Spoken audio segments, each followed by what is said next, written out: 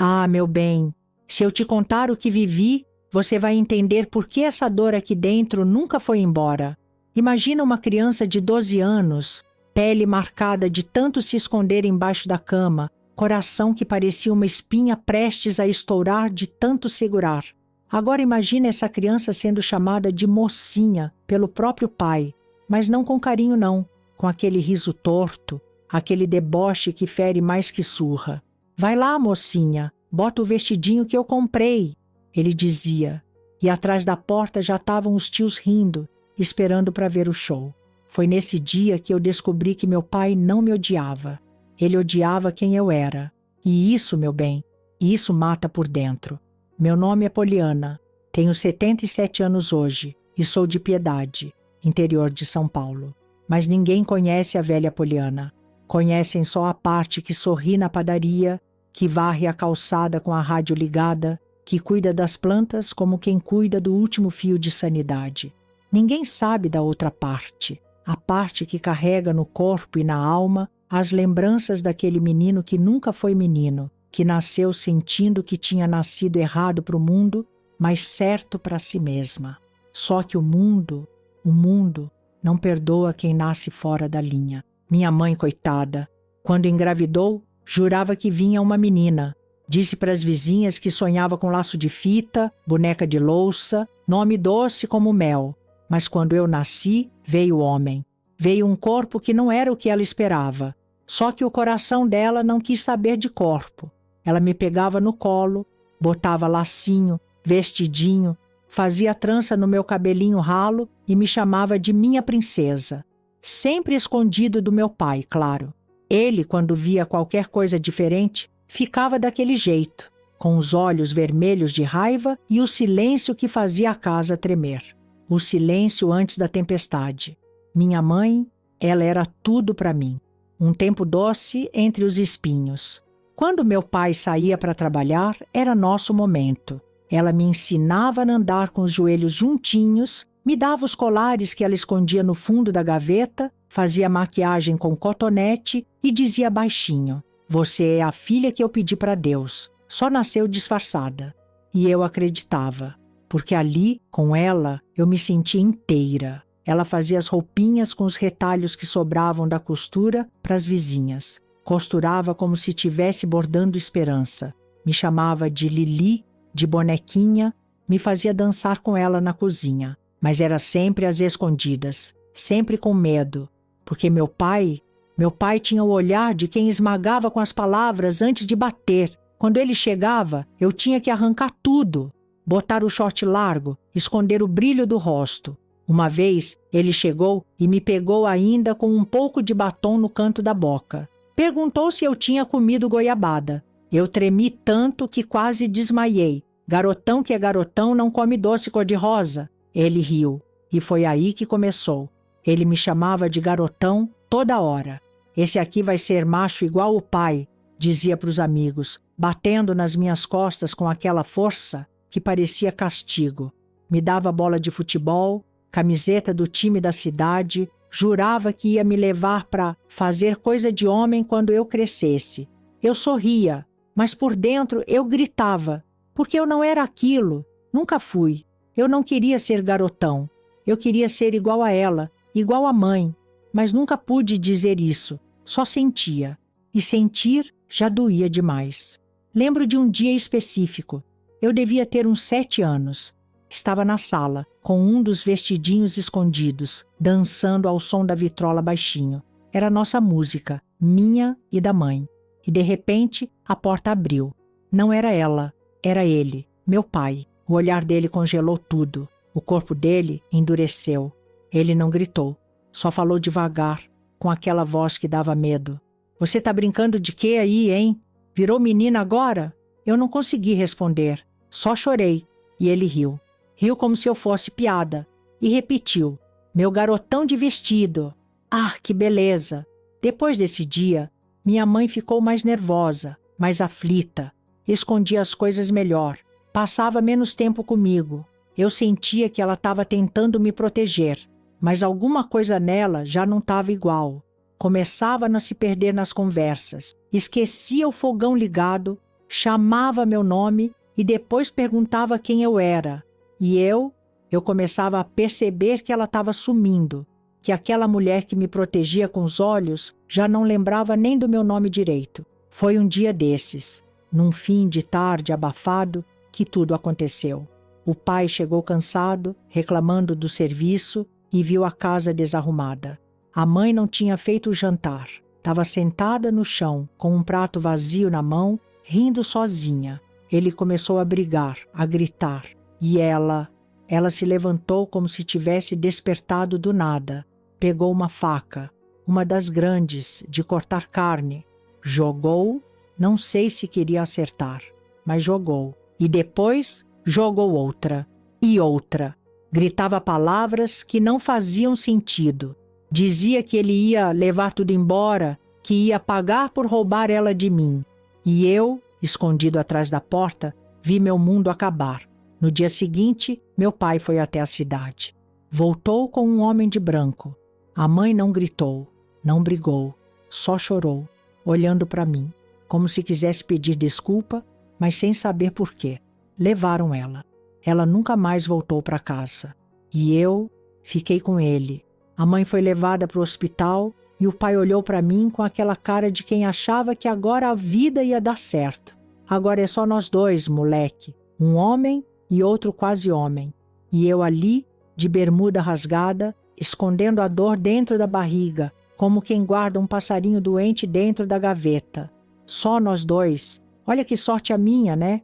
Ele começou a fazer questão de me transformar, não em filho, mas em projeto de macho.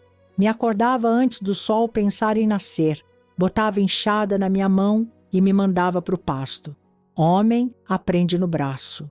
Eu só escutava e obedecia, porque se eu dissesse qualquer coisa, até mesmo um ai, virava sermão ou tapa, e tapa de homem frustrado, meu bem, arde na alma. A casa ficou um deserto. Sem a mãe, não tinha mais cheiro de bolo, nem aquele carinho escondido. Só barulho de copo sendo posto na mesa com raiva. E eu fazia o que podia para me esconder nos poucos cantos que restavam, mas nem sempre dava. Porque o pai, quando não estava ocupado me ensinando o que é ser homem, estava ocupado me lembrar do quanto eu era uma vergonha.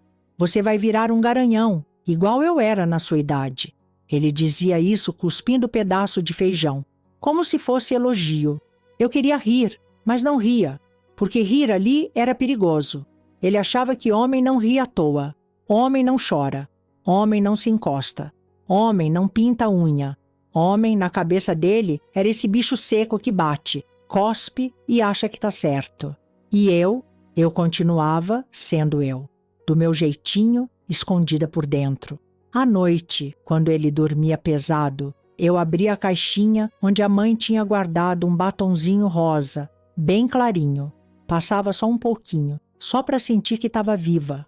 Colocava o vestidinho azul, já meio apertado, mas ainda meu. Me olhava no espelho e pensava, essa sou eu.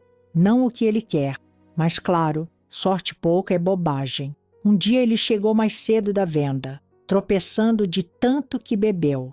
E eu estava no meu momento. Cabelo preso, com elástico colorido, vestido torto, batom borrado. Me pegou em pé na frente do espelho, rindo sozinha, como quem se vê pela primeira vez. Ele não gritou? Não dessa vez. Sabe o que ele fez? Sorriu. Ah, meu bem, sorriu. Então você quer ser mulher, né? E foi embora. No dia seguinte ele saiu cedo. Voltou no fim da tarde com uma sacola de loja. Trouxe presente, disse. Achei que era armadilha. E era. Dentro tinha 2 saias. Uma blusinha com babado e uma calcinha de renda. Já que você quer ser mocinha, vai vestir. Agora eu congelei. Aqui mesmo, na frente de todo mundo. Quando abri a porta do quarto, estavam lá os 3 irmãos dele, meus tios, homens que fediam a cerveja e riam feito porco no cio. Me olharam de cima a baixo como se eu fosse uma piada pronta. Um deles até disse, "Ô prima, ficou uma graça, hein?" E gargalhou como se tivesse inventado o humor. Eu queria morrer, mas não morri. E isso, hoje, é o que mais me surpreende. Depois disso, o pai virou um showman. Me levava vestido para todo canto da casa, não porque queria me aceitar, mas porque queria que eu sofresse. Me dava flor de presente no café da manhã, me chamava de Polly só para zombar, me mandava rebolar quando varria a varanda. Era um espetáculo de horrores onde só ele ria. Mas à noite era outra coisa. Ele vinha com raiva, raiva dele, raiva da vida, raiva da mãe que tinha surtado e, claro, raiva de mim, porque no fundo ele via em mim tudo que ele não conseguia entender. E homem burro, meu bem, quando não entende, destrói. Ele dizia que a culpa era minha, que a mãe tinha ficado louca porque eu era assim, que se eu tivesse sido um filho de verdade, ela ainda estaria ali, sã, fazendo cuscuz e passando ferro na roupa dele. Ele gritava isso com o dedo na minha cara, com o bafo de cachaça me queimando os olhos. E eu só escutava. A primeira vez que ele bateu com força de verdade, eu tinha 13, para aprender a não envergonhar essa casa. Ele disse isso cuspindo cada sílaba. E depois vinham as outras coisas. As que eu não posso falar aqui. As que todo mundo sabe, mas ninguém diz. As que doem onde não se vê. A cada noite eu ficava menor por dentro. Fingir que dormia não bastava. Fingir que doía menos não resolvia. E a única coisa que me restava era esperar o dia em que isso tudo acabasse. E não era acabar bonito, não. Era acabar de vez. Mas não acabou. Ele continuou. E eu continuei. O mundo lá fora nem sabia que eu existia. Só sabiam que o filho do seu Amaro agora estava meio esquisito. A vizinha uma vez comentou com minha tia. Dizem que o menino gosta de usar batom. E minha tia respondeu. É só fase. Daqui a pouco ele pega no tranco. Pegar no tranco? Mal sabia ela que eu já tinha virado sucata por dentro. Mas o pai foi longe demais. E o coração dele, uma noite cansou. Sabe o que mais me revolta? É que tinha dia que ele rezava antes de dormir. Ajoelhava ao lado da cama, fazia o sinal da cruz, pedia perdão por ter xingado alguém na feira e, 5 minutos depois, vinha para o meu quarto. E fazia o que fazia. Aí você me pergunta, mas ele não tinha medo de Deus? Não, minha filha. Quem tem medo de Deus não olha para o próprio filho com o olhar que ele olhava para mim. A rotina era assim. De manhã, eu no curral. De tarde, arrancando mato. De noite ele dizia que ia me ensinar a respeitar. Como se eu fosse burra, como se eu tivesse pedido aula. E o respeito dele vinha com mão pesada, com palavras sujas, com aquele tom de nojo e desejo misturado que me dava ânsia. Você me dá nojo, ele dizia, mas não deixava de vir. Eu me perguntava todo dia se era castigo, se eu tinha feito algo em outra vida, se eu era mesmo aquilo tudo que ele falava. Aberração, vergonha, maldição disfarçada de gente. Ele tinha um vocabulário criativo. Devia escrever livro de autoajuda para os demônios. E o pior, minha filha, é que ele tinha prazer em fingir que estava me ajudando. Um dia me sentou na mesa da cozinha, me deu um prato de arroz e disse: você tem que me agradecer. Podia ter te botado para fora, mas estou aqui cuidando de você, te dando teto, comida, ensino. Ensino? Ensino de quê, criatura? Você acha que alguém aprende amor onde só tem medo? Aprende carinho onde só tem tapa, empurrão, ameaça? Aprende identidade quando o espelho devolve um reflexo que você tem que esconder? Ele ria de mim. Chamava os vizinhos para contar piada. Dizia que eu estava florindo cedo. Um deles até perguntou se eu já menstruava. Sabe o que é isso? É ter a própria existência tratada como espetáculo de circo. E a plateia, claro, adorava. Mas o palco da vergonha era só um dos lados. Porque à noite, era outro show. Ele apagava as luzes da casa toda, andava descalço para não fazer barulho e entrava. Às vezes eu fingia que dormia, outras chorava antes para não chorar depois. E o que ele fazia, não precisa dizer. Você sabe, você sente. Ele falava baixo. Fica quietinha. É para você aprender a ser mulher. Como se ser mulher fosse isso. Como se eu tivesse nascido para isso. como se ele fosse meu professor. Eu queria sumir, mas sumir mesmo, evaporar, porque sair dali não tinha como, não tinha parente que prestasse, não tinha vizinha corajosa, não tinha ônibus para fugir, nem coragem de abrir a boca, tinha só medo. E medo, minha filha, medo é o melhor carcereiro que já existiu. Cheguei a cortar o cabelo bem curtinho para ver se ele perdia o interesse. Mas aí ele começou a chamar de rapazinho bonito. Depois, quando tentei andar igual menino, com o corpo duro, ele falou que eu estava parecendo um traveco de beira de estrada. O vocabulário dele era assim, ofensivo até quando achava que estava elogiando. Aos poucos, eu fui sumindo por dentro. O corpo estava ali, capinando, servindo o almoço, ouvindo bronca por cortar o quiabo errado, mas a cabeça estava em outro planeta, um planeta onde mãe ainda me chamava de bonequinha, onde o pai não existia, onde eu podia ser eu sem medo de apanhar ou de virar piada. Teve um dia que ele chegou do bar fedendo mais do que o normal. O olhar dele estava diferente, mais escuro, mais sujo, e disse: "Hoje você vai me agradecer." Eu gelei, literalmente.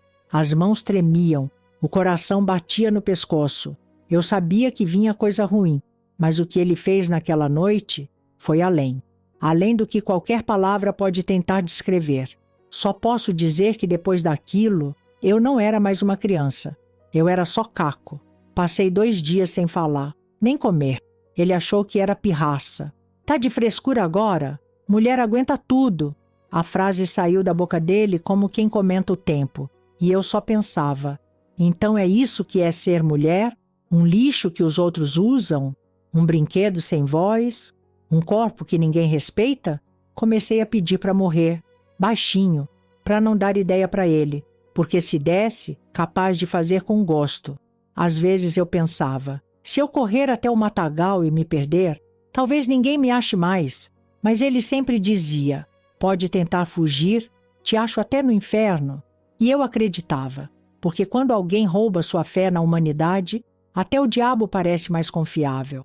Um dia, minha barriga começou a doer. Dor fina, como pontada de faca por dentro.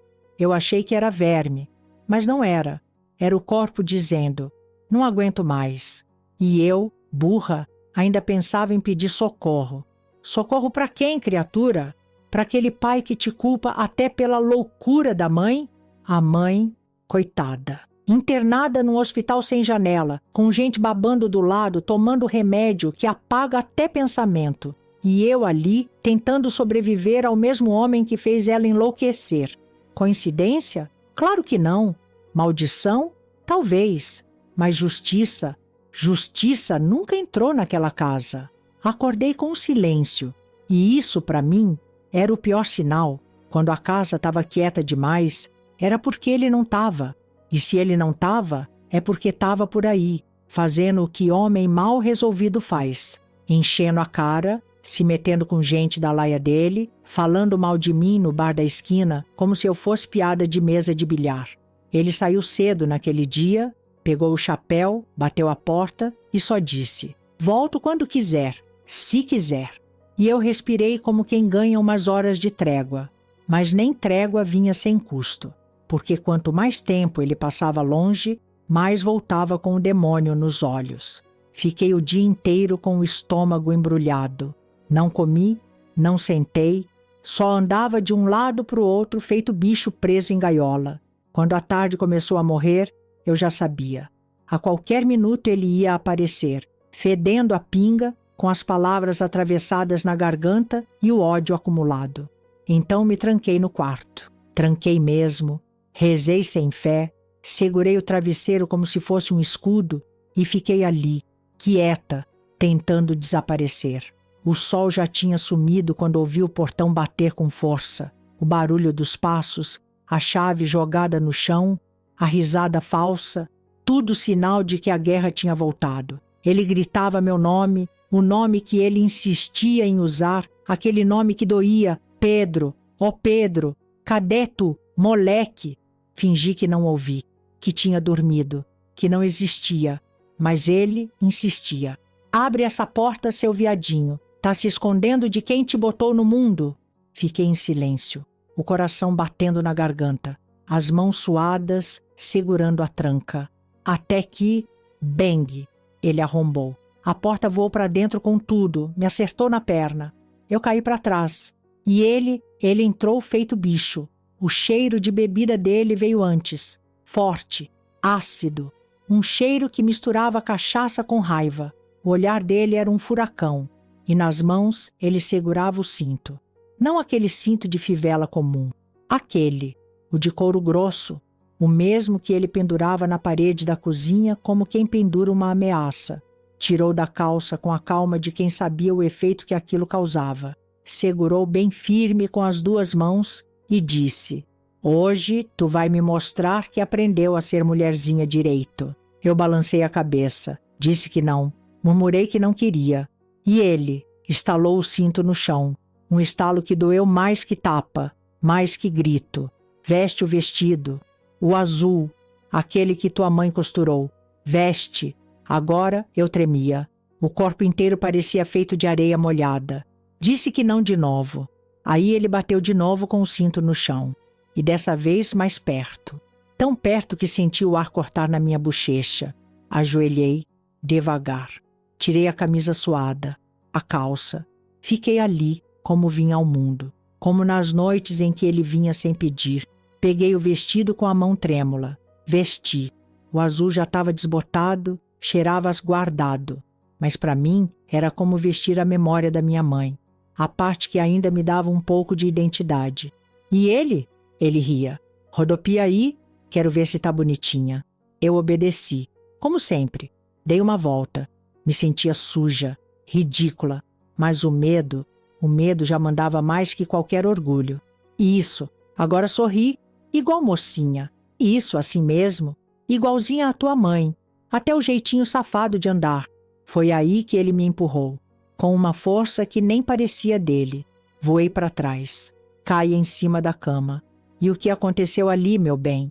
Bom, você já sabe. Não dá para escrever com todas as letras. Mas o cheiro da cachaça, a respiração pesada, o peso em cima do meu corpo, o grito que não saiu da minha boca, a dor que rasgou sem pedir licença. E o vestido azul, o vestido ficou sujo, marcado. Ele terminou, se ajeitou na cama e deitou como se nada tivesse acontecido, como se tivesse só tomado um banho. E eu fiquei ali, com o corpo doendo em lugar que não devia doer, com o sangue manchando o colchão, com o travesseiro molhado de lágrima e com o silêncio gritando dentro da minha cabeça. Eu queria sumir, me apagar da história, ser outra pessoa, mas tudo que eu podia fazer era ficar ali, vazia. A única coisa que eu ainda sentia era o vestido grudado no corpo, feito segunda pele de vergonha.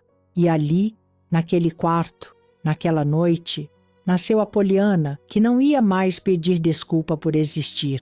Mas isso, meu bem, isso ainda ia demorar, porque o inferno ainda tinha mais capítulos para me mostrar. Acordei com o lençol encharcado. A primeira sensação foi que tinha feito xixi na cama. Mas não, era suor, do tipo que escorre do couro cabeludo até o calcanhar, sem dar trégua. A camiseta colada no peito, os cabelos grudentos, o travesseiro tão molhado que dava para torcer. Tentei me mexer, mas o corpo não respondia. A cabeça pesava tanto que parecia que o mundo inteiro tinha desabado em cima de mim. A dor vinha de todos os lados, das pernas, da barriga, da parte que ninguém fala. E não era só dor física. Era como se tudo estivesse avisando que alguma coisa dentro de mim tinha quebrado e não tinha conserto. Tentei virar de lado e o corpo gemeu sozinho. Nem voz eu tinha mais. E se tivesse, também não tinha para quem chamar. Fiquei ali um tempo. Sei lá quanto. Horas? Um dia inteiro? O tempo perde a conta quando o corpo vira prisão. Naquele meio delírio, lembrei da minha mãe. Não da última vez que vi ela gritando, jogando faca e sendo levada como se fosse um bicho selvagem. Lembrei dela de antes, das vezes que eu ficava doente e ela preparava um chá fedido que curava qualquer coisa. das vezes que ela passava a mão na minha testa e dizia: se piorar, tem aqueles remédios da caixinha. A caixinha. Meu Deus, a caixinha. Com o esforço de quem carrega tonel nas costas, me arrastei até o canto do quarto. Cada movimento era uma pancada interna. Senti algo rasgar por dentro.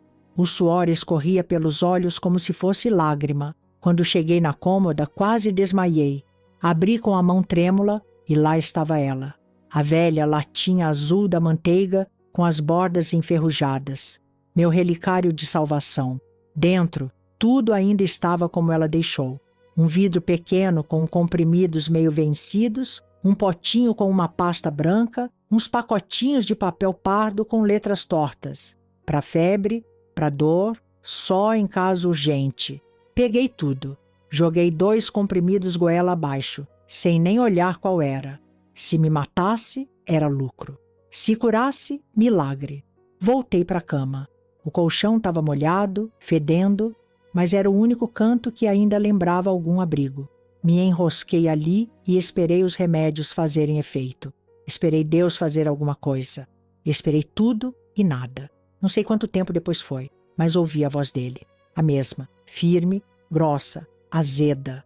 Pedro, gelei. Pedro, seu moleque preguiçoso, vai deixar eu fazer tudo sozinho. Agora, é? Passos pesados subindo as escadas. Eu queria sumir, mergulhar no chão, me transformar em qualquer coisa menos o que eu era. A porta abriu com força. Ele entrou com o cheiro de quem já tinha tomado 3 doses de cachaça antes do café da manhã.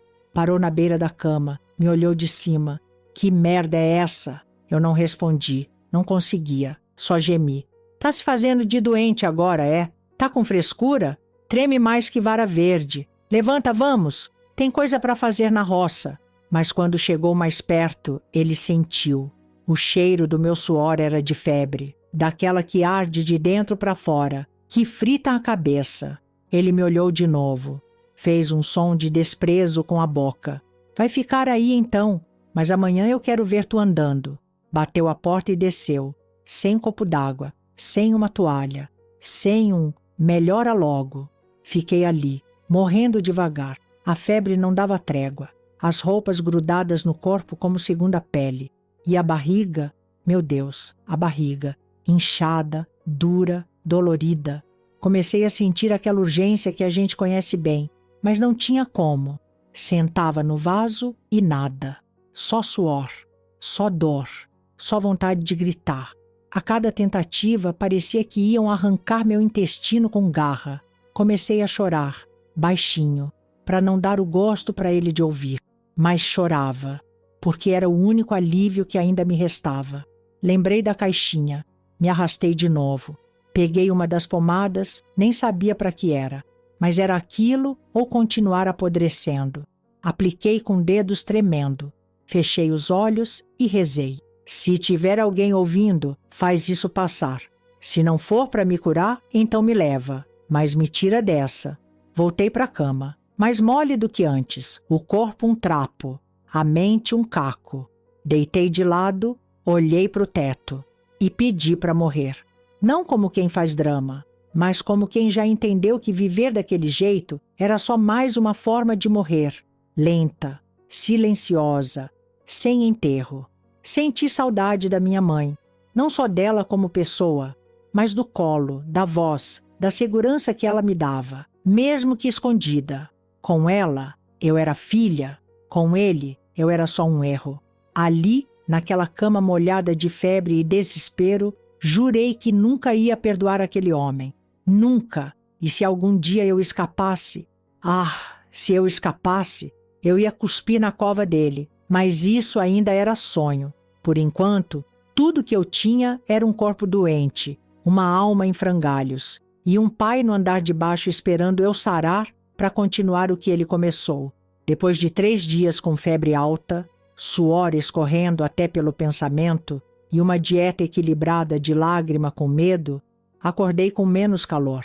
Quer dizer, o calor do corpo, porque o do inferno particular seguia firme. Me mexi devagar, como quem testa o próprio esqueleto, esperando que alguma parte gritasse de volta. mas o grito foi menor, só um sussurro. Parecia que pela primeira vez em dias, o remédio da minha mãe resolveu me deixar viver mais um pouco. Coisa engraçada, quando o corpo para de doer tanto, a cabeça volta a doer em dobro. Volta o pensamento, a memória, o gosto amargo da noite passada, da anterior, da outra, da vida inteira.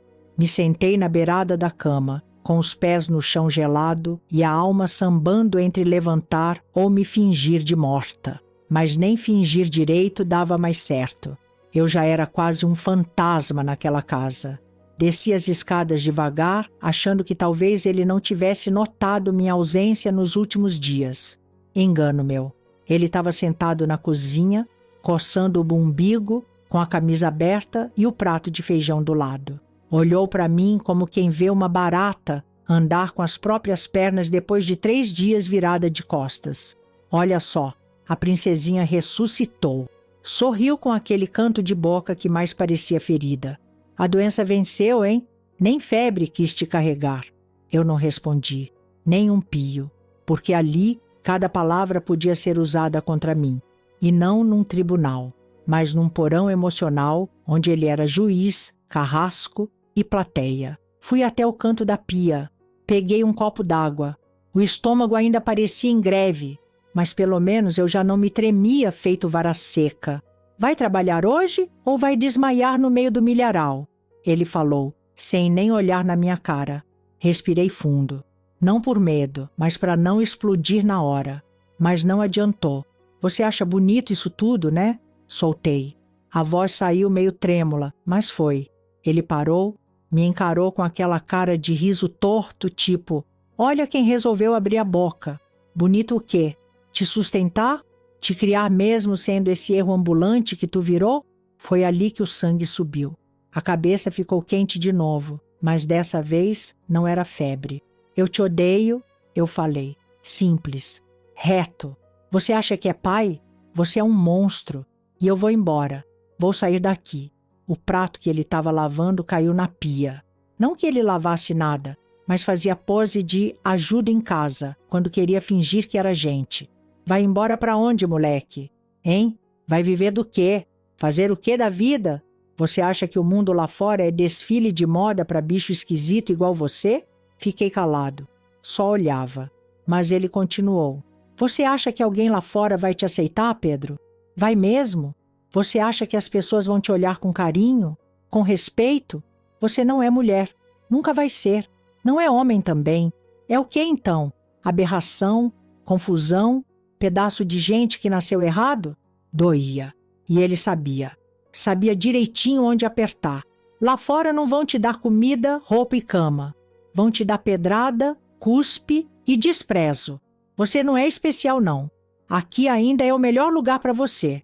Aqui você é meu. Aqui você tem teto. Lá fora vão te fazer desejar voltar para cá engatinhando. A vontade era de gritar, de xingar, de quebrar tudo. Mas só consegui dizer, se isso aqui é o melhor, eu prefiro morrer. Ele riu. Um riso seco, cruel. Você acha que é o quê? Uma princesa triste num castelo de horror? Você é só um erro de fábrica, Pedro. E eu tô tentando consertar desde que você nasceu. Não me chama de Pedro. É o nome que tua mãe escolheu. A minha mãe não teria deixado você fazer o que faz. A tua mãe enlouqueceu por tua causa. Te defendia demais. E olha no que deu. Tá internada comendo gelatina em bandeja de plástico. Eu ainda tô aqui, cuidando de você. Isso é mais do que você merece. O silêncio que veio depois foi o pior, porque aí eu percebi. Ele acreditava em cada palavra. Achava mesmo que estava certo, que estava me salvando.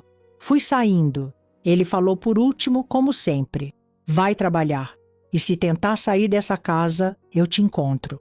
Te trago de volta pelos cabelos, se for preciso. O mundo não quer você, mas eu te mantenho aqui, porque ninguém mais quer carregar esse lixo. Naquele dia, fui pro campo sem enxada, sem boné, sem nada. Só com o corpo e o peso do que ouvi. Cavei com a mão, rasguei a pele, porque era isso ou rasgar por dentro. E eu já estava cheia de ferida interna. O mundo pode até não querer gente como eu, mas ele também não merecia me ter inteira. Um dia, ele ia ter que me engolir, do jeito que eu era. E o velho? Um dia, ele ia engasgar. Estava quente naquele dia. Um calor que grudava na pele e fazia até o vento parecer cansado. Eu estava em cima da cama, suada, o corpo doendo da lida e daquilo que já era rotina depois do anoitecer. Tentava cochilar, nem que fosse por meia hora, porque naquela casa até dormir virava esforço. A casa estava num silêncio estranho naquele fim de tarde. Sabe aquele tipo de silêncio que a gente já sente o cheiro da tragédia antes dela bater a porta? Pois é, eu sentia que alguma coisa ruim vinha vindo, mesmo sem ouvir nada. O corpo da gente aprende a prever. E veio. Veio no passo arrastado dele, com o rangido da porta da frente abrindo e a voz grossa dele chamando. Pedro, vem cá. Já doía no nome. Me escondi no quarto, mas nem deu tempo de pensar muito. Ele subiu com aquele amigo nojento dele, um homem que já me olhava desde sempre, com um tipo de sorriso que dava ânsia. E quando eu vi os dois juntos ali no corredor, eu soube. Não ia ser só mais uma noite ruim, ia ser a pior. Hoje tem visita, ele disse, empurrando a porta do meu quarto. O amigo dele entrou rindo, como se estivesse entrando num boteco. Vamos brincar um pouco. Na mão dele, uma sacola de plástico com as roupas que ele tinha comprado para mim. Vestidinho florido, calcinha rendada, uma blusinha apertada que ele achava engraçada. Veste, agora, ele mandou. Neguei, com o corpo todo. Fiz que não com a cabeça, tentei recuar, ir para o canto. Eu disse para vestir, ele repetiu, agora com os olhos cheios de raiva. Você quer ser mulher, não quer? Então começa por aqui. Corri. Foi instinto. Nem pensei. Tentei sair correndo pelo corredor, fugir por onde desce, pular a janela, me jogar no mato. Qualquer coisa era melhor que aquilo. Mas o amigo dele foi mais rápido. Me agarrou pelos cabelos, puxou com tanta força que até o pescoço doeu. Segura ele, o velho disse. Deixa que eu cuido do resto. E ele cuidou. Cuidou como só um monstro sabe cuidar. Ali, naquela hora, naquele chão sujo do meu próprio quarto, ele fez o de sempre, só que pior, porque agora tinha plateia, tinha testemunha, tinha riso de fundo, tinha aplauso. Não dá para escrever aqui o que ele fez, mas você sente, você sabe, aquelas coisas que ardem mesmo depois que o corpo já não reage mais, que ficam grudadas na pele como marca de ferro quente. Quando acabou, eu estava mole. Vazia. Mas não acabou. O amigo largou meu cabelo. Eu despenquei no chão. Mas ele ainda queria mais. Me bateu. Não com tapa de raiva, com soco de posse, com grito de eu sou o homem dessa casa, com discurso de macho doente. Você vai obedecer, sim, senhor. Mulher que é mulher faz o que o homem manda. Mesmo que seja aí a pior coisa do mundo, tem que abaixar a cabeça e aceitar. Cada palavra era uma pancada. Você quer ser mulher? Então aprende. Aprende que mulher não tem querer, tem que calar e aceitar. Eu tentava respirar, mas o peito doía. A boca não conseguia formar palavra nenhuma, nem grito saía. Você só vai aprender no castigo, ele dizia, enquanto chutava minha perna. Vai aprender que é minha, que aqui eu mando, que fora daqui ninguém vai querer olhar para tua cara. Lá fora você vai ser lixo. Aqui você ainda é minha. Depois disso, largou o cinto no chão. Cuspiu do lado da minha cabeça. E saiu com o outro rindo, como se tivessem acabado de vencer uma aposta. A porta bateu. E ficou só eu, no chão, molhado de dor, silencioso de pavor. Cada parte do meu corpo gritava. E a cabeça só pensava uma coisa. Ou eu saio daqui. Ou eu morro aqui, porque aquilo ali já não era casa, era cova aberta. E se eu não me arrastasse para fora, ia virar só mais um pedaço de nada esquecido entre a cozinha e o pasto. Nem sabia para onde ir, nem sabia quem era lá fora. Mas dentro daquele inferno, eu já não era ninguém. E até o nada prefere a liberdade do que seguir vivo, onde só se morre todo dia. Acho que naquele dia até os anjos fizeram silêncio. O velho saiu para trabalhar igual sempre. sem dizer bom dia, sem olhar para mim, sem imaginar que eu já estava olhando para a porta com outros olhos. Olhos de quem contou todas as rotas de fuga daquele lugar, mais vezes do que rezou. Esperei ele dobrar a esquina, o passo arrastado indo sumindo no barulho da rua. Fui até o quarto, coração explodindo no peito. Abri o fundo do armário, lá onde minha mãe escondia as poucas coisas dela e as minhas.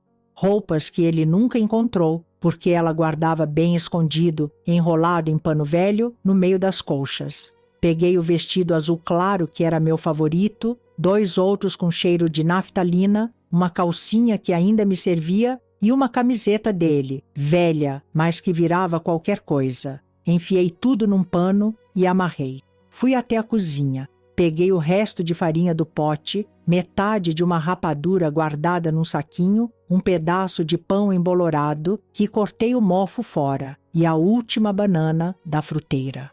Aquilo tinha que me sustentar até Deus resolver me mostrar um caminho. Na caixinha da minha mãe, peguei 3 comprimidos pequenos, azuis, redondos, que ela dizia que eram de apagar pesadelo.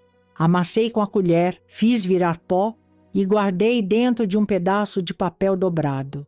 A garrafa de bebida do meu pai estava lá, no mesmo canto de sempre. Abri, joguei o pó dentro, sacudi com calma. Rezei, sem fé, só no instinto. Apaga ele, Deus, só hoje, só essa vez. Fechei tudo, escondi minha trouxinha debaixo da cama e fiquei esperando. As horas passaram devagar, arrastando os minutos como quem arrasta a corrente. Eu suava mesmo parado. O medo dava nó nas tripas, mas o plano era simples. Ele chegava, bebia, apagava e eu fugia. E se não apagasse? Ah, meu bem, se não apagasse, aí o mundo ia conhecer o grito que eu guardei desde criança. Ouvi o portão bater já no começo da noite. A bota dele fazendo eco na calçada. A chave girando. A respiração pesada. Ele entrou cuspindo raiva como sempre. Essa casa tá fedendo, Pedro. Nem para limpar presta mais. Fiquei quieta, fingindo que costurava. Ele pegou a garrafa. Nem me olhou. Bebeu direto no bico, como um porco com sede. Hoje eu tô com a cabeça quente. Se me irritar, tu já sabe. Eu sabia. E rezei para que os comprimidos fizessem efeito rápido. Subiu para o quarto. Jogou a bota longe. Deitou na cama resmungando. E então, o silêncio. Um silêncio que doeu de tão abençoado. Esperei 30 minutos. 40. Fui até o quarto dele devagar. A porta meio aberta, a luz apagada, o ronco fundo. Um ronco de quem não acorda nem com trovão. Voltei para o meu quarto. Peguei minha trouxinha. Não chorei. Nem de medo, nem de alívio. Só respirei. Profundo. Pela primeira vez. Destranquei a porta da frente com a delicadeza de quem segura uma bomba. Empurrei devagar. O portão rangeu. Maldito. Esperei. Nenhum barulho. E então, saí. Sem sapato. Sem rumo. Só com o corpo doído e a alma em pedaços. Corri pelo mato. Atrás da cerca, pela parte do terreno que ele dizia para eu nunca ir. O céu estava sem lua. Só umas estrelas fracas. Cada passo machucava o pé. Mas eu ia. Tinha que ir. Porque ali eu já estava morta. A vegetação me cortava. O mato arranhava as pernas. Os espinhos puxavam meu vestido. E eu ria por dentro. Porque até os matos me machucando doíam menos que ficar naquela casa. Corria até os pulmões pedirem trégua. A noite foi caindo de vez. A estrada virou barro. A estrada virou nada. Virei bicho. Só instinto. Só fuga. Achei um riacho. Pequeno, sujo, mas água. Lavei as mãos. Lavei o rosto. Lavei o medo. Bebi um gole, mesmo com gosto estranho. Era o que tinha. Encontrei um tronco caído e ali me encostei. As costas doíam. As pernas tremiam. Abracei a trouxinha como quem abraça uma criança. Fechei os olhos, torcendo para apagar por algumas horas. O que me acordou não foi pesadelo. Foi o esturro seco de onça. Forte, perto. O coração quase me deixou. Fiquei imóvel, tentando respirar sem som. Cada segundo durava uma eternidade. O mato parou. O bicho silenciou. Mas eu sabia. Ele estava ali, sentindo meu cheiro, me farejando. Me levantei devagar. Fui andando com passos curtos. Cuidado dobrado. O medo da cobra era real, mas não maior que o medo de ser achada pelo velho. Andei até achar uma pedra grande, quente ainda do sol que tinha ido embora. Me encostei ali. Sentei com o coração pulando no pescoço. Fiquei olhando para o escuro, esperando a noite passar. Ali, encolhida, com frio, fome, medo e dor. Eu estava mais viva do que nunca, porque pela primeira vez eu era dona dos meus próprios passos. Mesmo que o caminho fosse cheio de bicho, acordei com a cara grudada na pedra. A primeira coisa que senti foi dor no pescoço. A segunda, o cheiro da minha própria roupa misturada com mato molhado. Nada romântico, nada de... Acordei no meio da natureza com passarinhos cantando. Se tinha bicho cantando, devia ser urubu. Demorei uns minutos para entender onde eu estava. O corpo ainda em alerta, esperando o barulho da porta abrindo ou o grito do velho mandando levantar. Mas nada, só mato. Barulho de água correndo e uns insetos desafinados berrando no ouvido. Levantei devagar, as pernas pesadas, os pés cheios de arranhão. O cabelo já parecia ninho de passarinho, mas, de alguma forma, ainda estava em pé. E, pasme, viva! Comi metade da banana que trouxe. A outra metade já estava preta. Engoli sem pensar muito. Não era tempo de frescura. Bebi da água do riacho de novo, rezando para não acordar com o bicho se mexendo na barriga depois. Peguei minha trouxinha e fui andando, sem rumo. Só sabia que não podia parar. Se o velho descobrisse que eu fugi, ia virar o mundo até me achar. E se me achasse, bom, aí não ia sobrar nem história para contar. Andei a manhã toda. Entrei em lugar que nem mosquito queria. Passei por uns casebres velhos, mas não bati em porta nenhuma. Não confiava em ninguém. Ainda não. O rosto de homem com risada fácil me dava enjoo. Tive que me esconder 2 vezes atrás de moita porque ouvi voz de gente vindo. Eu era só um vulto andando com uma trouxa no ombro e um passado sangrando pelos calcanhares. A fome começou a apertar por volta do meio-dia. A rapadura que levei já estava parecendo pedra. Roí como quem roía esperança. E segui. O sol estalava na cabeça. O corpo inteiro doía. Mas eu andava, porque andar era melhor do que lembrar. Na metade da tarde, achei uma estrada de terra. Aquela que parece que nunca vai levar para lugar nenhum. Sentei num tronco para descansar. Vi um caminhão passando ao longe, levando boi, e pensei, pelo menos eles têm destino. Eu, nem isso. Peguei o batom da sacola, um rosa claro, quase branco. Passei devagar. Não era vaidade, era sobrevivência. Era um lembrete de que eu ainda era eu. Mesmo coberta de barro, com cheiro de suor e alma em frangalhos, ainda era Poliana. Rodei mais um pouco, tentando achar alguma construção, alguma coisa. Mas o que encontrei foi uma velha cerca caída e um pedaço de capim que serviu de cama improvisada quando a noite começou a chegar. O frio veio logo depois. A blusinha que levei não dava conta. Abracei os joelhos, fechei os olhos e pensei que talvez, com sorte, aquela fosse a última noite na terra. A mente viajava. Pensava na mãe, no sorriso que ela tinha antes de tudo desandar. Pensava se ela ainda estava viva, ou se já tinha se libertado da loucura. A fome começou a apertar por volta do meio-dia. A rapadura que levei já estava parecendo pedra. Roí como quem roía esperança. E segui. O sol estalava na cabeça. O corpo inteiro doía. Mas eu andava, porque andar era melhor do que lembrar. Na metade da tarde, achei uma estrada de terra. Aquela que parece que nunca vai levar para lugar nenhum. Sentei num tronco para descansar. Vi um caminhão passando ao longe, levando boi. E pensei, pelo menos eles têm destino. Eu, nem isso. Peguei o batom da sacola, um rosa claro, quase branco. Passei devagar. Não era vaidade, era sobrevivência. Era um lembrete de que eu ainda era eu. Mesmo coberta de barro, com cheiro de suor e alma em frangalhos, ainda era Poliana. Rodei mais um pouco, tentando achar alguma construção, alguma coisa. Mas o que encontrei foi uma velha cerca caída e um pedaço de capim que serviu de cama improvisada quando a noite começou a chegar. O frio veio logo depois. A blusinha que levei não dava conta. Abracei os joelhos, fechei os olhos e pensei que talvez, com sorte, aquela fosse a última noite na terra. A mente viajava. Pensava na mãe, no sorriso que ela tinha antes de tudo desandar. Pensava se ela ainda estava viva, ou se já tinha se libertado da loucura. De repente, sem se mexer, ele falou: "Tá com medo de quê?" Arregalei os olhos. Quase corri. "Pode vir, eu não mordo, só carrego coisa." Levantei devagar. Tava suja, desgrenhada, com cara de bicho do mato. E mesmo assim, ele não riu. Nem me olhou com nojo. "Quem é você?" perguntou com a voz calma. "De onde vem?" Pensei rápido. "Pedro", respondi com a garganta seca. Ele olhou de cima a baixo, sem julgamento, mais direto. "Tá fugido." Não era pergunta, era constatação. "Não quero saber por quê", continuou. "Já vi gente assim.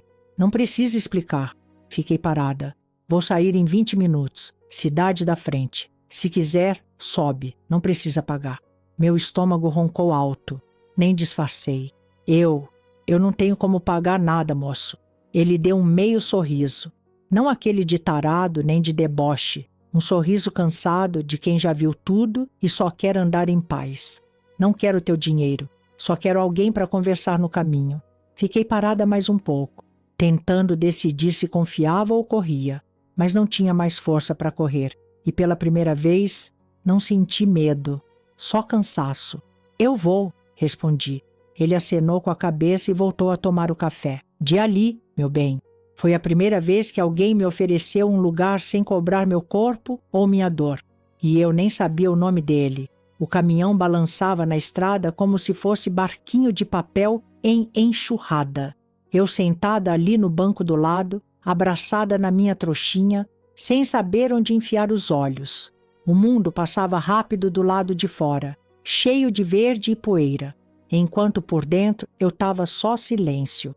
Um silêncio que não machucava, mas também não deixava respirar direito. Tipo aquele momento antes da tempestade, só que eu já estava toda molhada. O motorista não falava muito, mas também não era seco. Era do tipo que respeitava o silêncio do outro. Às vezes soltava umas palavras sem invadir. "Meu nome é Osmar", ele disse depois de meia hora dirigindo. "Dirijo desde os 15. Já carreguei tudo. Banana, cimento, corpo de defunto, só não carrego má vontade." Eu sorri de canto. Não falei nada, mas anotei mentalmente. Ele era diferente. Falou sobre estrada, sobre um papagaio que tinha e morreu de susto, sobre a filha que não via há anos e que talvez morasse em Araraquara. Nunca perguntou sobre mim. Nunca quis saber por que eu estava com cara de quem tinha fugido do próprio enterro. E isso foi o que mais me deu vontade de chorar. Porque depois de tudo, o que mais doía era ser tratado como gente, sem preço, sem pergunta, sem ameaça. A viagem durou algumas boas horas. Chegamos na cidade da frente, pequena, meio encardida, com cara de lugar onde todo mundo conhece todo mundo e ninguém esquece de nada. O caminhão parou em frente a uma casa simples, com uma placa velha que dizia Pensão São Vicente. A fachada desbotada e a cortina da janela rasgada já mostravam que luxo ali era só o nome de algum hóspede antigo. Osmar desceu, foi até a porta e bateu com os nós dos dedos, firme. Demorou um pouco até que ela apareceu. Dona Zuleide, baixinha, cabelo preso com um coque torto, avental florido e uma cara de quem já viu muito mais do que deveria. Abriu a porta com um suspiro e olhou primeiro para o caminhoneiro, depois para mim, com aqueles olhos que atravessam a roupa e veem o passado inteiro da pessoa. "O que foi dessa vez, Osmar?" Ela disse com a voz cansada. "Ele precisa de ajuda", ele respondeu. Ela cruzou os braços. "Isso aqui não é orfanato. Por favor, dona Zuleide, ajude mais um." Ela ficou parada uns segundos. Respirou fundo. Fez aquele barulho com a boca que a gente faz quando tá cansada de dizer sim pra vida que só responde com não. Tá, entra, menino, mas saiba que aqui quem come ajuda. Eu entrei, com medo, com vergonha, com o cheiro do mundo grudado na pele. Osmar agradeceu. Se ainda vai acabar com essa mania de pegar todo mundo na rua, homem. Ela ralhou, enquanto já voltava para dentro. Ele só sorriu. Aquele sorriso quieto, de canto de boca, como quem sabe que fez o certo e não precisa aplauso. E foi embora. Ela fechou a porta atrás de mim, virou-se devagar e me encarou. Toma um banho. Tá fedido. Assenti. Ela apontou o banheiro com o queixo e sumiu na cozinha. A água era fria, mas parecia abraço. Lavei o corpo como quem tenta arrancar o passado. Demorei. Chorei quieto, para não fazer barulho, para não atrapalhar. Depois do banho, encontrei uma toalha velha, mas limpa, e uma bermuda larga com uma camiseta que devia ter pertencido a algum neto que nunca voltou. Sentei à mesa e ela me serviu arroz, feijão e um pedaço de carne com mais osso que tudo, mas feito com gosto. Comi como quem pede desculpa pela fome. De onde você vem? Ela perguntou, sem tirar os olhos da panela. De Piedade, respondi. Só isso. Ela olhou de lado, entendeu o recado e não perguntou mais nada. Era uma mulher que carregava anos no olhar, anos e histórias, e provavelmente reconhecia o tipo de silêncio que eu trazia. Quando terminei de comer, ela me mostrou um quartinho no fundo. Cama de madeira, colchão fino, um ventilador que só girava quando queria. Pode dormir aqui, mas amanhã me ajuda na faxina. Não criei nenhum folgado nessa casa. Tá bom, eu disse baixinho. Deitei na cama dura como tábua. Fechei os olhos. E pensei, talvez Deus ainda lembre de mim. Talvez tenha mandado o Osmar por isso, como um recado atrasado. E eu nem tive tempo de agradecer. O sol nem tinha lembrado de nascer e a dona Zuleide já estava batendo na porta com a vassoura. Não para me bater, claro, mas o susto foi o mesmo. Levanta, menino! Aqui não é hotel 5 estrelas, não! Gritou como quem anuncia o fim do mundo. E eu levantei na hora, corpo ainda moído da estrada, a alma desbotada, mas os 2 pés no chão. Porque com vassoura na mão, velha não precisa repetir 2 vezes. O café era preto igual pecado e forte como tapa de mãe brava. Torrada que mais parecia lasca de pau e margarina, que mal cobria o pão. Mas era comida, e comida que não vinha com ameaça junto já era milagre. Ela me mandou varrer o quintal, tirar pó das janelas, esfregar o chão do corredor que fede a mofo e história velha. Fui. Não reclamei. Cada passada de pano era uma penitência. Cada vassourada, uma oração muda. Não era castigo, era rotina. E depois do que eu passei, rotina era luxo. A pensão era pequena, mas cheia de detalhe. Tinha umas 10 portas de quartos, maioria trancada. Uns hóspedes calados, uns fantasmas que talvez fossem só ex-vivos, cansados demais para falar. Tinha uma senhora que ficava o dia todo sentada na cadeira de balanço da varanda, encarando opunada. Um homem que andava de cueca e chinelo, com um rádio colado na orelha e que só falava sozinho. Tudo gente que, como eu, parecia estar no intervalo da vida.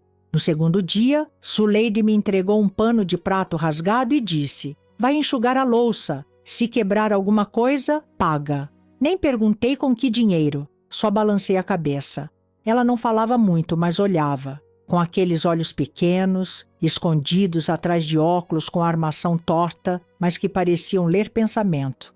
Às vezes me oferecia mais arroz sem perguntar. Outras, mandava eu repetir.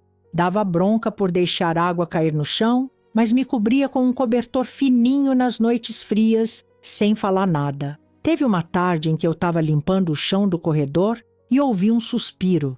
Era ela, parada na porta da cozinha, me olhando. Você tem nome? Poliana. Eu respondi, sem medo. Ela não piscou, só disse.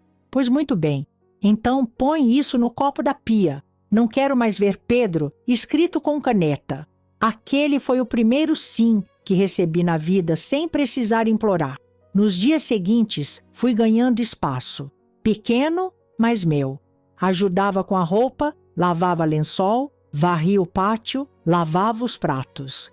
Quando dava tempo, eu ficava sentada nos fundos da casa, olhando o céu e tentando lembrar como era não ter medo do barulho da porta. Zuleide não perguntava sobre o passado, e eu também não contava. Era um trato mútuo. Eu ajudava, ela me deixava ficar, simples assim. Uma noite, ela deixou um pedaço de torta em cima da mesa.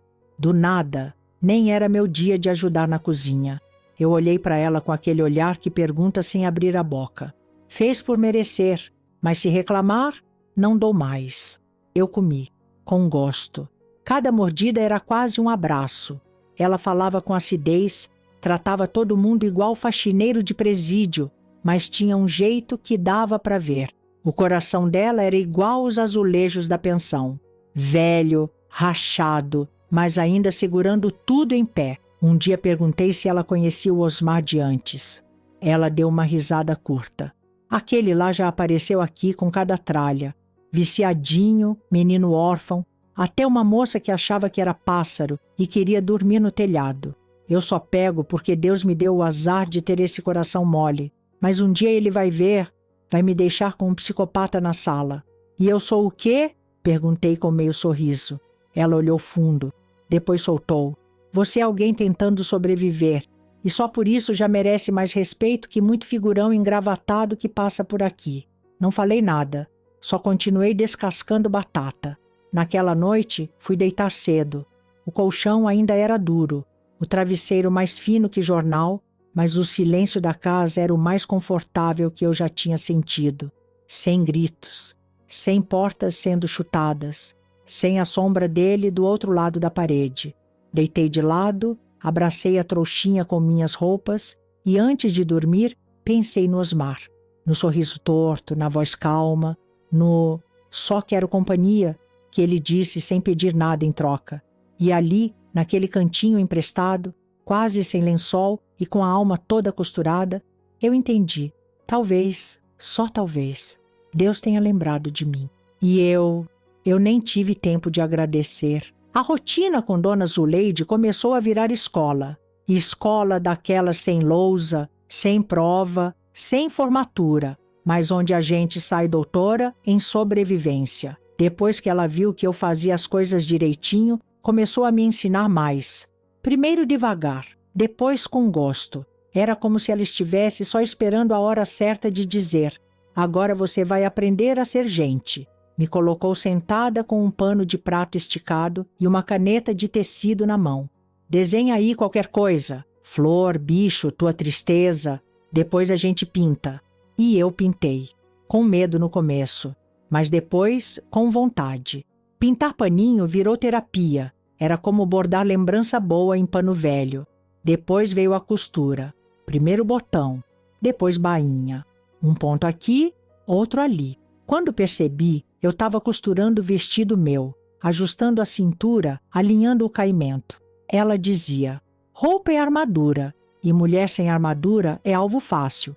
Na cozinha, virei braço direito dela. Aprendi a fazer arroz sem virar papa, temperar feijão sem encher de sal, fritar pastel sem deixar a massa estourar. Cada receita era uma conversa. Cada prato que eu servia, uma fatia de dignidade recuperada. Porque cozinhar também é dizer, eu presto. E o mais bonito foi que aos poucos eu parei de me esconder. Comecei a vestir os vestidos mesmo na pensão. Primeiro dentro do quarto, depois no quintal.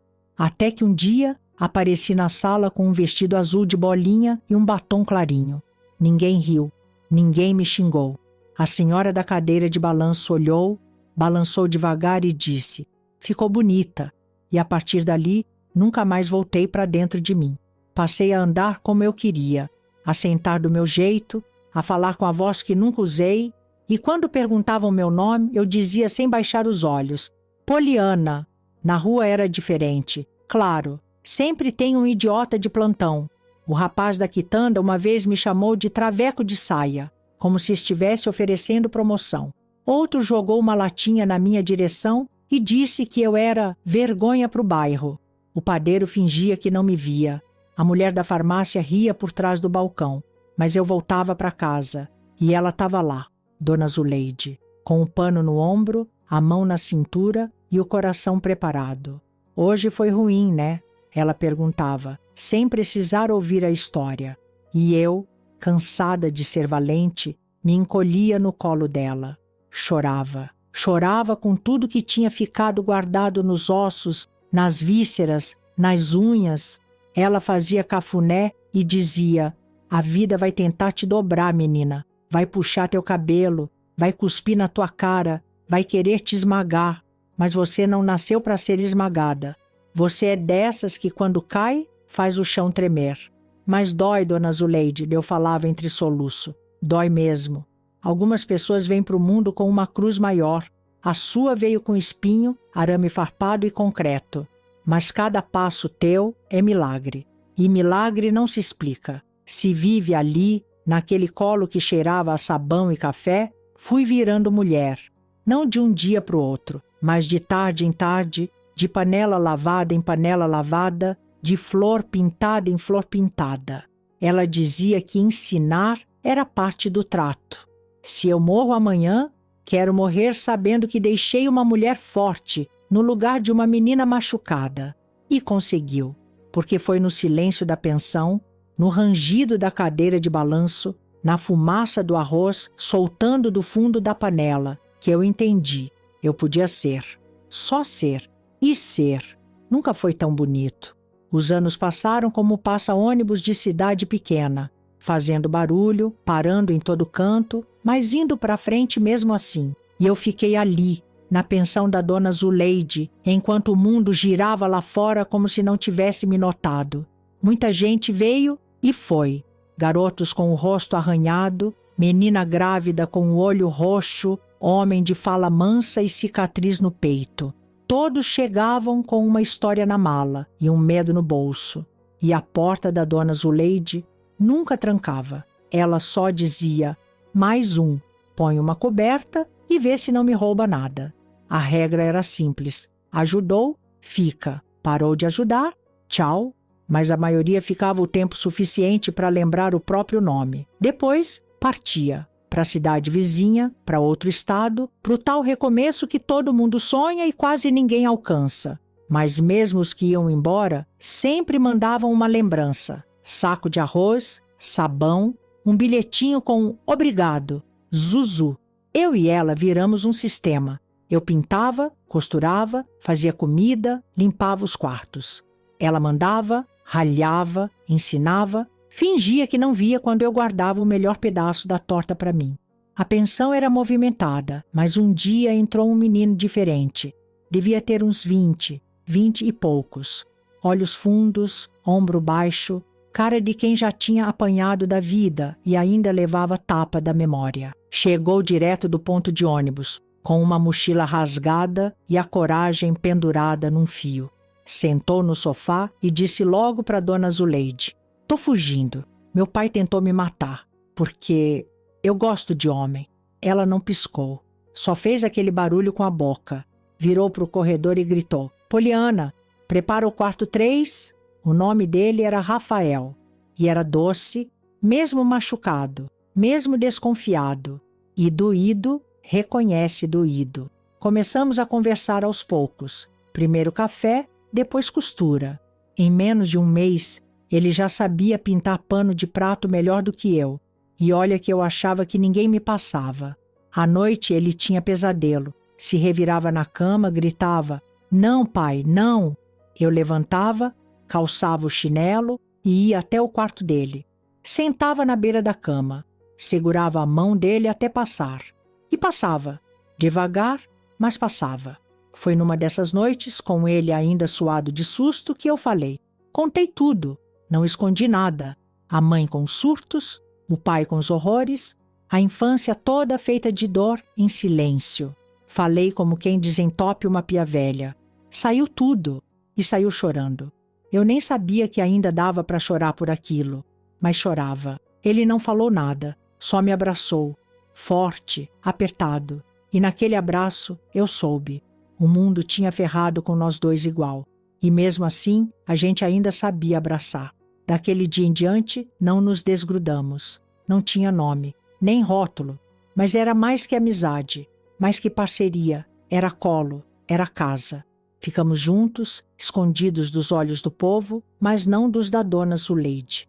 Ela via tudo, sabia de tudo, nunca perguntou, só olhava e dizia: se for amar, que seja para somar, porque atrapalhar eu já vi demais. Tudo o que ela me ensinou, eu ensinei para ele. Costura, tempero, pintar com paciência. E juntos começamos a juntar dinheiro. Pouco, mas honesto. Ele queria comprar um apartamento. Eu queria dar para Zuleide uma casa sem escada. Sonho alto, mas o povo tem que sonhar. Se não sonhar, vira móvel quebrado, parado num canto. Ajudávamos em tudo. Quando chegava mais um perdido, a gente arrumava o quarto, preparava o banho, fazia a comida. A pensão era nosso campo de guerra e de cura. Um dia acordei com aquele vazio antigo. Saudade da mãe, mas daquela mãe de antes. Aquela que penteava meu cabelo e me chamava de bonequinha escondida. Vontade de ver se ela ainda lembrava, se ainda existia lá dentro. Contei para o Rafael. Vamos, ele disse sem nem pensar. Fomos até o hospital, o mesmo onde ela foi internada anos atrás, a fachada descascada, cheiro de água sanitária e saudade velha. Cheguei tremendo, esperando que ela nem me olhasse, mas quando entrei no quarto ela virou, me olhou e disse: minha filha.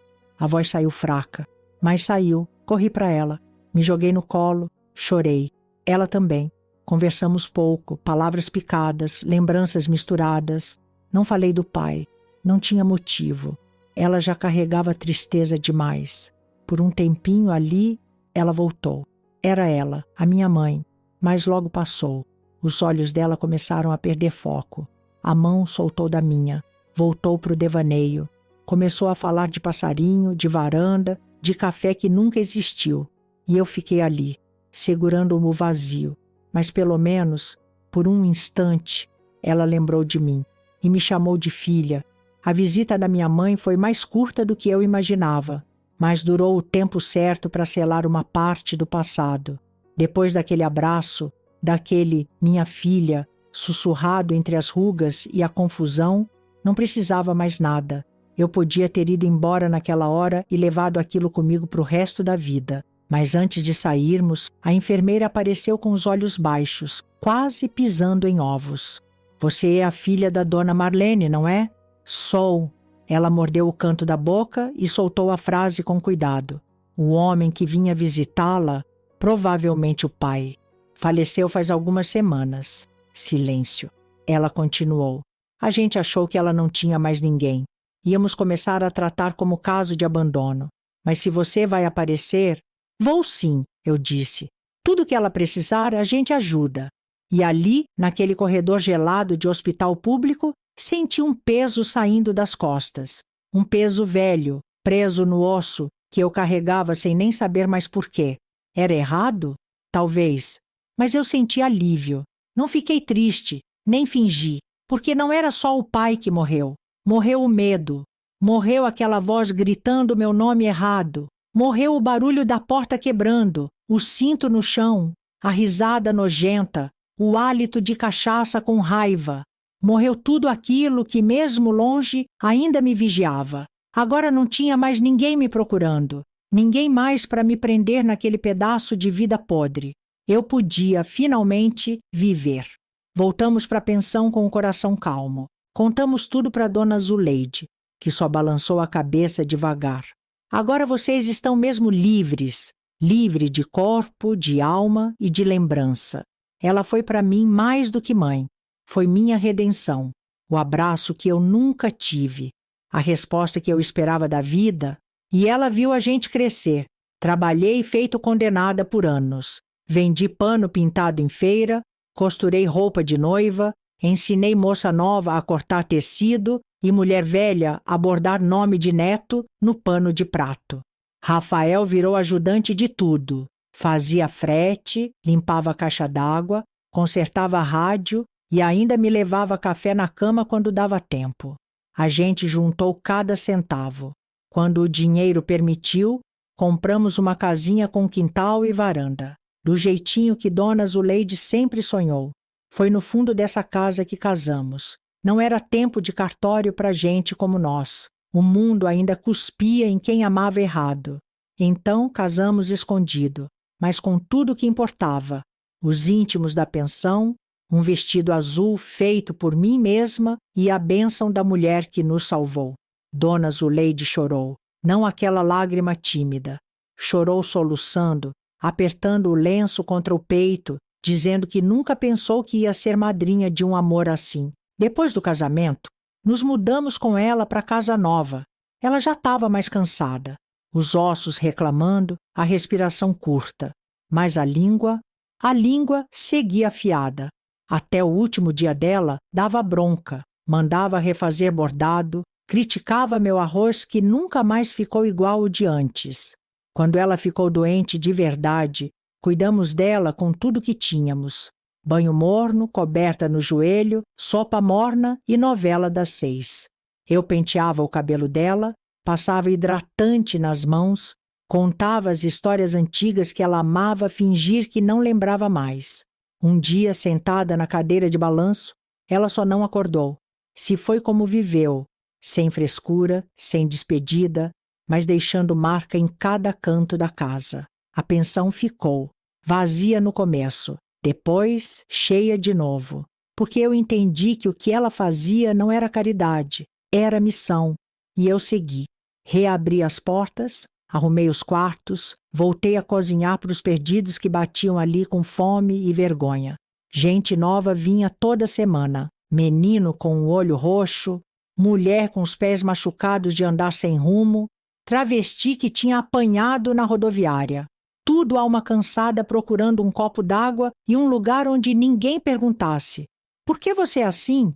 Rafael, mesmo trabalhando fora, sempre dava um jeito de estar ali. Buscava doações, arrumava encanamento, levava comida para quem não conseguia sair da cama. A gente virou o que um dia precisou. E todo dia eu repetia a frase da Dona Zuleide para quem chegava: aqui não é orfanato, mas tem espaço para mais um. Porque às vezes, meu bem, tudo que alguém precisa é um pedaço de pão velho, um pano limpo e alguém que diga: fica, pelo menos hoje. E assim seguimos, velhinhos de mãos dadas, sem mais esconderijo. Poliana e Rafael, 2 sobreviventes. E uma pensão que virou santuário de gente quebrada aprendendo, dia após dia, a colar seus próprios cacos. E se você gostou desse relato, não se esqueça de se inscrever no canal, deixar o seu like e de dizer para essa senhora velha de aqui que sofreu muito e hoje encontrou a felicidade. De onde é que você me ouviu? Deixe nos comentários.